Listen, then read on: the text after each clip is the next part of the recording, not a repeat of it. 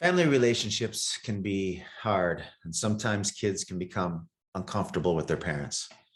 In today's blog, I'm going to talk about the important things that you can do to support how to make your kid comfortable talking to you. Kids growing up deal with so many new and unexpected things on a daily basis that it is really easy for them to become uncomfortable and even anxious talking about it with others. So we're going to discuss how to make your kid comfortable talking to you today on Just 7 Steps.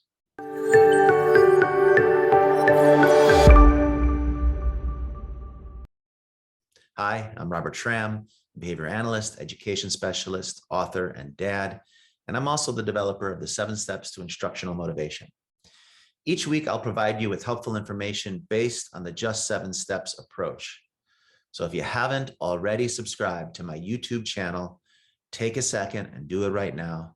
I am confident you'll be glad that you did. Could you imagine if every single day you were in a brand new situation you had never been in before, and you were surrounded by people who've been there and know what to do and what's going on? When children grow, they can be met with challenges on a regular basis, from new people, new activities, new situations, and even new feelings or desires that are constantly changing the way they interact with the world and the way it interacts with them. Being unsure or insecure about where you are, who you are, and what you should be doing makes some kids very introverted. Even kids who are demonstrative can become less likely to want to come to their parents about things that they think might be awkward or embarrassing. But if you're concerned about how to make your kids comfortable talking to you, here are some easy to remember and implement strategies. First, talk openly about things that might be happening in their lives, but never in front of others. This means that when you and your kid are talking alone, don't skirt around issues that might be on the horizon for them. If you know your child is getting ready for their first menstrual cycle or their first crush or first big exam or sports event, you want to make sure that you're already finding ways to broach those subjects, not specifically related to them, but in ways that allows them to see those conversations as being normal and comfortable for you. Talk about times you went through these or similar things, and you should pull back if you see that they're being weirded out by the conversations. Don't force feed it to them. But with a little bit of research, you can probably find some good TV shows or movies where characters are in similar times of their life and have dealt with issues that may be coming up against your children soon. Watching them together and having open conversations about what the character did or could have done differently can only help. There will always be issues that will come up to your kids that you haven't thought about or might not be aware of yet, but that's okay. The more you've been out in front of other issues that they will be addressing in safe and positive ways, the more likely it is to make your kid comfortable talking to you. The second piece of advice is try to not always be perfect. Kids can get a distorted view of their parents because of our experiences and our position of authority. Things tend to go the way that we want them to around the house. And since we make the decisions, we don't seem to make a lot of mistakes. Whereas if you are not careful, you might find your child constantly making errors and mistakes, maintaining the house and life that you expect.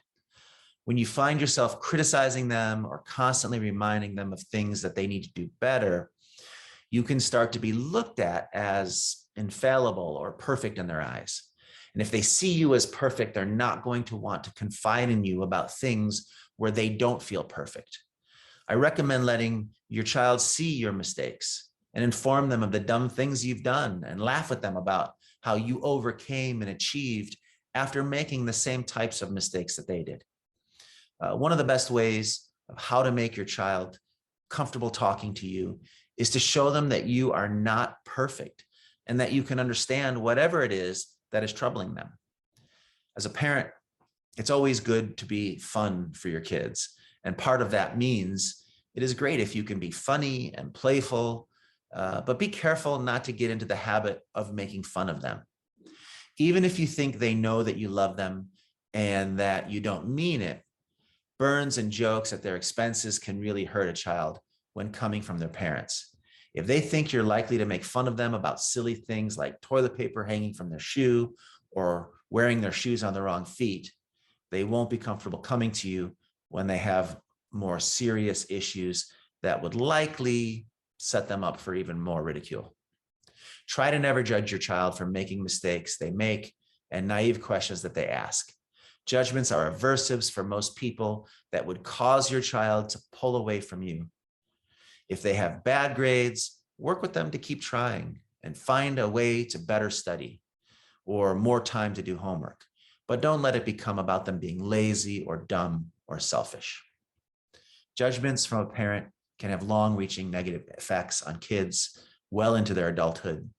Children are constantly developing their sense of self-worth and value in the world. And the more you can show them you value their worth, the more they will feel that about themselves. Another way how you can make your kid comfortable talking to you is to remind them often and in good times and bad that you're there, that you love them and care about them, and that they can tell you anything. Now, if this is all you do, but you don't ever follow any of the other strategies in this video, probably won't be helpful. But if you're able to communicate on issues that they are likely to be experiencing, show them that you aren't perfect, can be fun and not make fun of them, and reserve judgments for their mistakes, focusing instead on helping them fix the problems that they're in, the more likely they are to believe you when you tell them that you're there for them and that they can share anything with you. So if you're able to do these things as your child ages and grows, you can then feel comfortable reminding them as often as you like that they can come to you with anything and they will believe that you will understand and help rather than make fun and judge. If you're struggling with more than just a child who doesn't feel comfortable talking to you and you want to get help getting to the bottom of why your kids are making the types of choices that they are, then come and take my free behavior quiz today at just7steps.com/quiz. It's a quiz on behavior types.